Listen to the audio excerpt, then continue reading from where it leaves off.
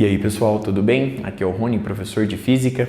Neste vídeo, vamos abordar o estudo de um sistema de duas partículas e do centro de massa utilizando as leis de Newton. Observe o quadro. Neste estudo, eu vou assumir que as forças que surgem devido à interação entre as duas partículas, também chamadas de forças internas, obedecem à terceira lei de Newton. Logo, eu posso escrever que a força na partícula 1 devido à partícula 2 é igual ao negativo da força na partícula 2 devido à partícula 1. Note que essa suposição é extremamente importante, pois conforme vimos no estudo das leis de Newton, o princípio da ação e reação deixa de valer em algumas situações. Vamos admitir agora a presença de forças externas no sistema. Seja F1 externo, a força externa que age na partícula de massa M1, e F2 externo, a força externa que age na partícula de massa M2. Recorrendo agora à segunda lei de Newton, eu posso escrever que a força resultante ou força total que age na partícula 1, dada por essa soma vetorial, é igual à derivada do momento linear P1 em relação ao tempo t. Da mesma forma, a força resultante ou força total que age na partícula 2, dada pela soma vetorial que eu ilustro no quadro, é igual à derivada do momento linear da partícula 2 em relação ao tempo t. Somando agora essas duas expressões membro a membro, nós vamos obter a seguinte igualdade: dp1 dt mais dp2 dt é igual à força externa na partícula 1 mais a força externa na partícula 2 mais a força na partícula 1 devido à partícula 2 mais a força na partícula 2 devido à partícula 1. Como as forças internas satisfazem ao princípio da ação e reação, eu posso escrever que essa soma vetorial é nula.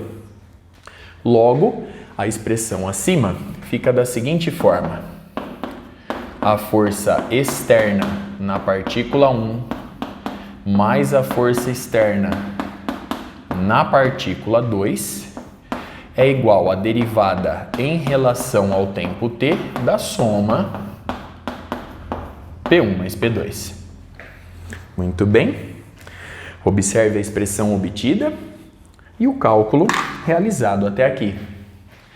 Sendo essa soma vetorial a resultante das forças externas que agem no sistema e, portanto, a resultante das forças externas é dada por F1 externo mais F2 externo, e sendo P o momento linear do sistema em questão, dado pela soma P1 mais P2, eu posso escrever que a resultante das forças externas no sistema corresponde à derivada do momento linear do sistema composto pelas duas partículas em relação ao tempo t. A partir dessa expressão, vemos que o momento linear do sistema composto pelas duas partículas se conserva quando o sistema é isolado ou quando a resultante das forças externas que compõem o sistema é igual a zero. Portanto, repetindo, o momento linear do sistema em questão se conserva quando o sistema é isolado de forças externas ou quando a resultante das forças externas que agem no sistema é nula. Sendo assim, eu posso escrever nesta situação que a força externa na partícula 1 é igual ao negativo da força externa na partícula 2, de forma que as forças externas, quando não nulas, formam um binário, ou seja, elas possuem a mesma intensidade, a mesma direção e sentidos opostos. Muito bem? A partir de toda essa análise, surge a pergunta: será que eu posso representar o sistema composto por essas duas partículas por uma partícula única, de momento linear igual a P, submetida à força externa representada por F? Podemos ainda associar a essa partícula uma posição bem definida? A resposta é que tudo isso é possível. Para fazer essa discussão, eu vou arrumar um espacinho no quadro, já estou de volta. Dando sequência, considere, portanto, mais uma vez, o sistema em questão. Conforme vimos há pouco, o momento linear do sistema é dado pela soma P1 mais P2. Logo, o momento linear P é dado por M1 vezes a derivada do vetor posição da partícula de massa M1, observe o quadro, mais M2 vezes a derivada do vetor posição R2 da partícula de massa M2 em relação ao tempo t. Observe no quadro a figura correspondente. Sendo assim, o momento linear do sistema é dado pela derivada em relação ao tempo de M1 R1 mais M2 R2. A partir dessa igualdade, eu vou escrever o momento linear do sistema da seguinte forma: eu vou dividir essa expressão pela soma M1 mais M2 e vou multiplicá-la por M1 mais M2. Sendo assim, a gente obtém M1 mais M2 que multiplica a derivada em relação ao tempo t de M1 vezes o vetor posição R1 mais M2 vezes o vetor posição R2 sobre M1 mais M2. Admitindo agora que emissão representa a massa total do sistema em questão, dado por M1 mais M2, e assumindo que R grande representa o vetor posição do centro de massa do sistema composto pelas duas partículas, dado por M1 R1 mais M2 R2 sobre emissão, ou seja, sobre M1 mais M2, vemos que o momento linear do sistema composto por essas duas partículas é dado pela massa total emissão, que multiplica a derivada do vetor posição do centro de massa em relação ao tempo t. Recordando agora que a resultante das forças externas que agem no sistema é dada pela derivada do momento linear do sistema em relação ao tempo t, vemos que a resultante das forças externas pode ser escrita como emissão, que multiplica a derivada de segunda ordem do vetor posição do centro de massa em relação ao tempo t. Observe no quadro as expressões obtidas e todo o cálculo realizado até aqui. Assumindo agora que o vetor posição R1 é dado por x1 na direção do versor I mais y1 na direção do versor J mais e1 na direção do versor K, e que o vetor de posição R2 é dado por x2i mais y2j mais Z2K, vemos que o vetor posição R grande do centro de massa fica dado por...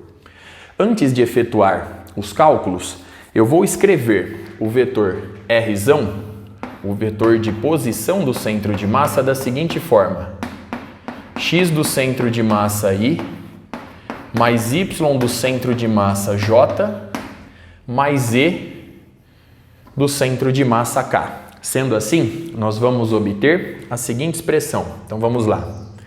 O vetor posição R grande fica dado por... Então nós temos M1 multiplicando R1. Então vai aparecer aqui M1x1 mais M1y1 mais M1z1. Aí eu vou somar com M2x2 mais M2y2 mais M2z2, não esquecendo dos versores I, J e K nessa soma. Portanto, eu já posso escrever o vetor R grande da seguinte forma: 1 sobre Mzão, que multiplica. Observe o quadro.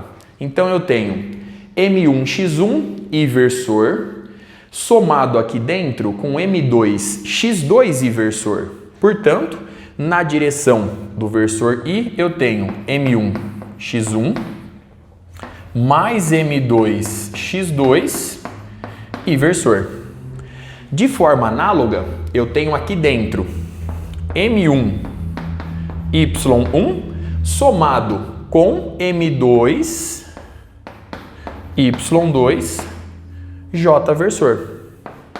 Muito bem. Mais... Agora eu tenho M1Z1, M1Z1 mais M2Z2 K versor. Muito bem? Observe a expressão obtida e todo o cálculo realizado até aqui. Bom, a partir de agora, eu posso escrever essa soma da seguinte forma. Então vamos lá. Vamos comparar essa expressão com essa expressão. Perceba que a posição x do centro de massa fica dada por... Então nós temos M1x1 mais M2x2 dividido pela massa total, que é simplesmente M1 mais M2. De forma análoga, a posição y do centro de massa fica dada por... Então vamos lá, compare esses dois termos. Nós temos M1y1 mais M2y2 sobre M1 mais M2 e, enfim, colocando aqui em cima esse resultado, a posição Z do centro de massa fica dada por...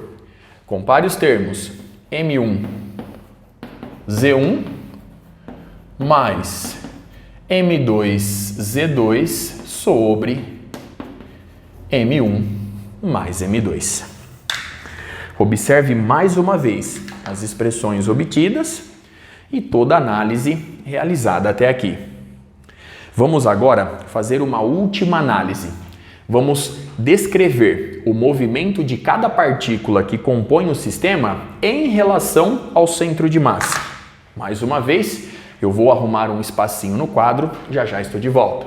Dando sequência, vamos, portanto, analisar o movimento de cada uma das partículas em relação ao centro de massa, também chamado de movimento interno. Analisando a figura, vemos que o vetor R1' representa o vetor posição da massa M1 em relação ao centro de massa. Da mesma forma, o vetor R2' representa o vetor posição da massa M2 em relação ao centro de massa. Analisando agora esses três vetores, eu posso escrever que o vetor posição do centro de massa mais o vetor posição R1' é igual ao vetor posição R1.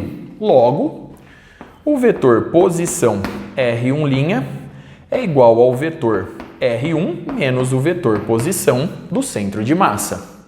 Sendo assim, o vetor R1' fica dado por, então nós temos o vetor R1 menos R grande, M1 vezes R1 mais M2 vezes R2 dividido por M1 mais M2.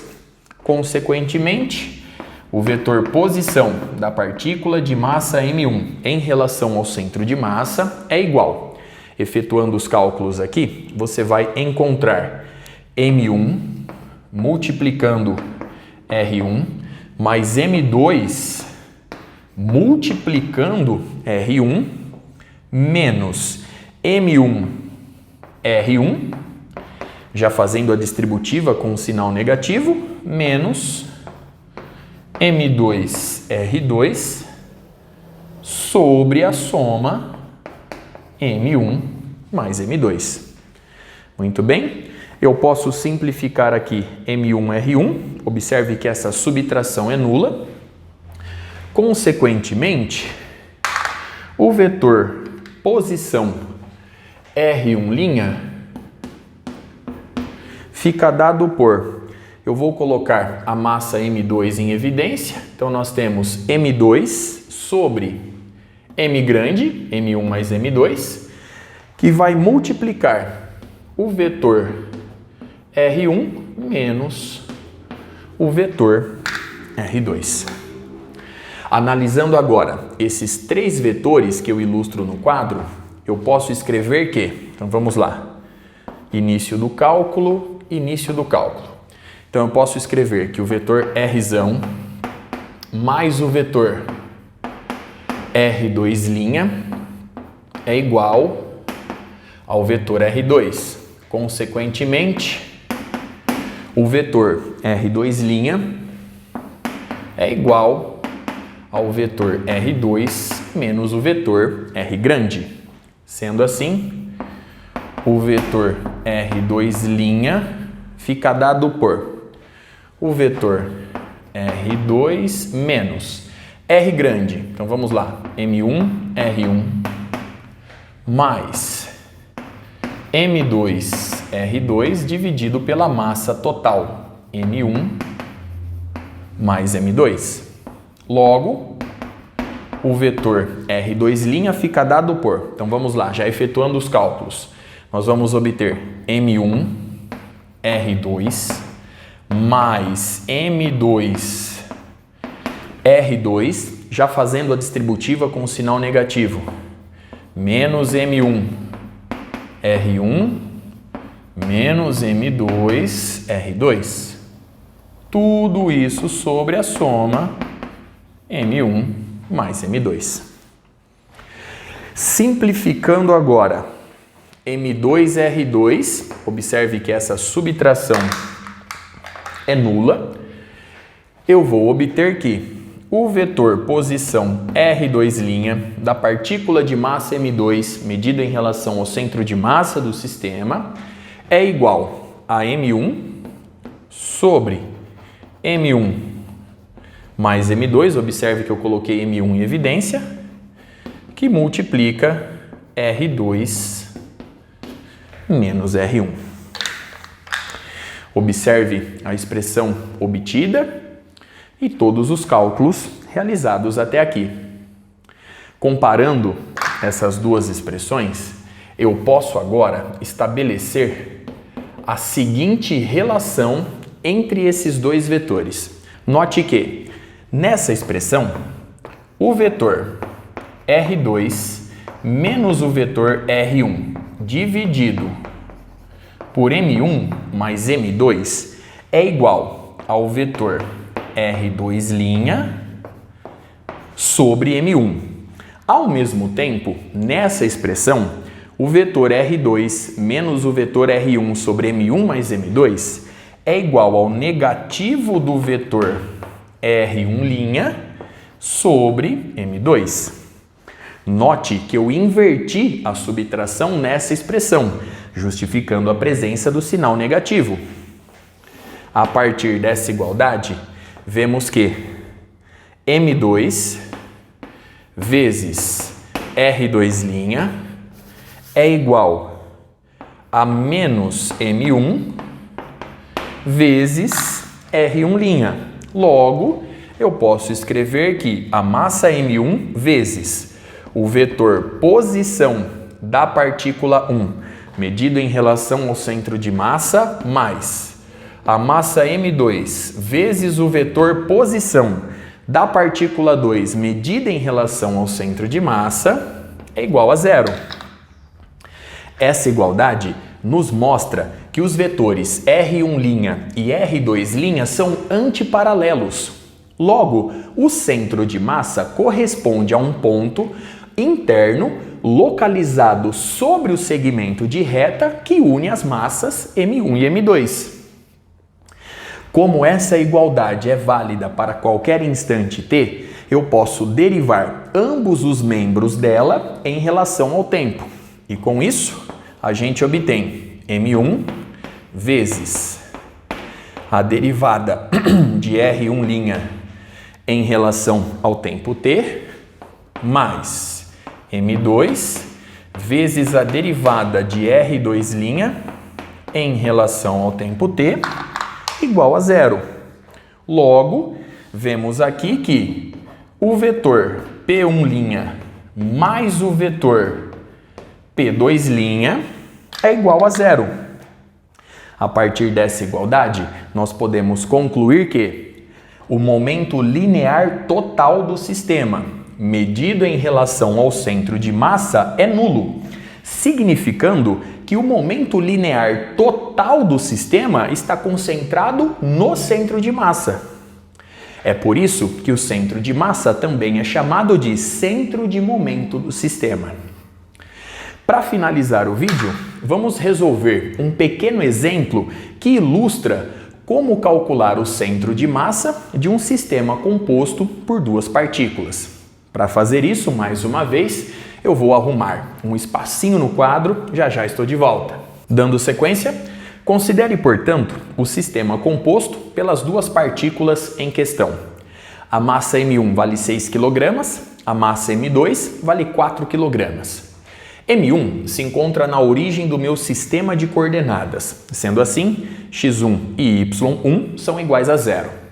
Já a massa M2 encontra-se sobre o eixo x, na posição x2 igual a 8 metros, consequentemente y2 é igual a zero. Analisando a figura, vemos facilmente que a posição y do centro de massa é igual a zero, pois as duas partículas estão localizadas sobre o eixo x. Já a posição x do centro de massa é dada por essa expressão vimos há pouco. M1x1 mais M2x2 sobre M1 mais M2. Consequentemente, a posição x do centro de massa é dada por M1, 6 kg. A posição x1 é igual a zero, mais M2, nós temos 4 kg, vezes a posição x2, 8 metros. Tudo isso sobre a soma das massas. 6 mais 4, 10. Efetuando os cálculos, nós vamos encontrar que a posição x do centro de massa é dada por 6 vezes 0, 0. 0 mais 32, 32. 32 dividido por 10, 3,2 metros. Muito bem. Analisando rapidamente os resultados obtidos, vemos que a posição x do centro de massa fica localizada mais próxima da partícula que possui a maior massa, conforme ilustram os cálculos. Com isso, enfim, eu encerro este vídeo. Até a próxima.